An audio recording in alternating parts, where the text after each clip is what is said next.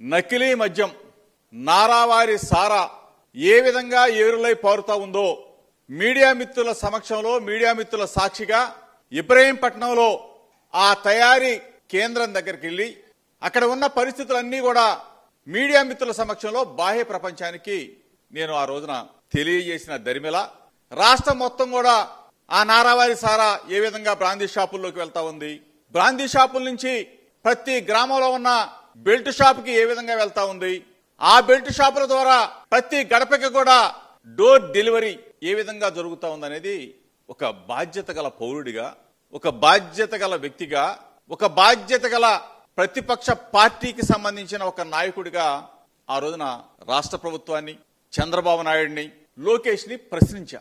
చంద్రబాబు నాయుడు, లోకేష్, ఈ ప్రభుత్వంలో ఉన్న పెద్దలందరూ కూడా కలిసి ఇబ్రహీంపట్నంలో జరిగితే, ఇబ్రహీంపట్నంలో అద్దేపల్లి జనార్దన్ అతని సంబంధించిన వాళ్ళు చేస్తే, జోగి రమేష్ అనే వ్యక్తి ఇబ్రహీంపట్నం కదా, ఈ డైవర్షన్ తీసుకెళ్లి జోగి రమేష్ ని ఈ కేసులో ఇరికించాలి అని చెప్పేసి 20 రోజులుగా కథ, screen play, direction, action Chandrababu Naidu, Lokesh అసలు ఇంతగా దిగజారిపోయి, అసలు ఇంతగా దిగజారుతారా మీరు? ఈ స్థాయిలో జోగి రమేష్ ని బదనామా చేయాలా, వైఎస్ఆర్ కాంగ్రెస్ పార్టీ మీద నింద వెయ్యాలా? నా హృదయాన్ని గాయపరిచారు, నా వ్యక్తిత్వ జీవితం మీద బురద జల్లే కార్యక్రమానికి ఈ ప్రభుత్వం శ్రీకారం చుట్టింది. చంద్రబాబు నాయుడు, లోకేష్ శ్రీకారం చుట్టారు. దేనికైనా రెడీ. ఫస్ట్ సిబిఐ ఎంక్వైరీ కోరాం, రాష్ట్ర ప్రభుత్వాన్ని డిమాండ్ చేశా. సిబిఐ ఎంక్వైరీ ఏమి చెప్పేసి అడిగాం, దానికి సమాధానం లేదు. సరే, దానికి సమాధానం లేదు కదా, లై డిటెక్టర్ టెస్ట్ కి నేను రెడీ అని చెప్పా. ధైర్యంగా దమ్ముగా దానికి సమాధానం లేదు. తిరుమల రాలేము, బెజవాడ అమ్మ కనకదుర్గమ్మ దగ్గరికి రాలేము అని అంటే నేనే, నా కుటుంబం, నా భార్య బిడ్డలను తీసుకొని చంద్రబాబు నాయుడు గారి ఇంటికి వస్తాం.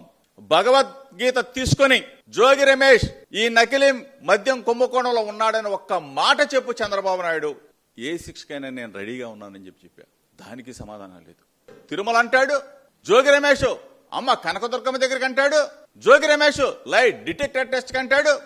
ఇవన్నీ కాదు, నార్కో ఎనాలిసిస్ టెస్ట్ కి సిద్ధమా అని ప్రశ్నించారు. ప్రశ్నిస్తే నేను ఒకటే చెప్పాను, నార్కో ఎనాలిసిస్ టెస్ట్ కూడా నేను సిద్ధమే. మన భారతదేశంలో ఏ వ్యవస్థ ఉన్నా సరే మీరు ఆ వ్యవస్థ మీద ఎంక్వైరీ చేపించుకోండి జోగి రమేష్ మీద అని చెప్పా. దానికి సమాధానం లేదు.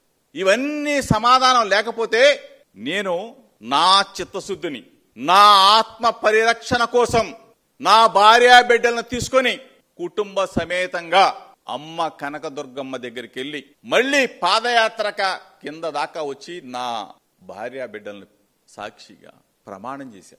ఇంత చిత్తశుద్ధిగా, ఇంత ఆత్మ నా ప్రమాణాన్ని ఈ రోజు వరకు కూడా చంద్రబాబు నాయుడు గాని, లోకేష్ గాని అసలు ఇంతగా ఎట్లా దిగజారిపోతారని చెప్పి అడుగుతా ఉన్నా.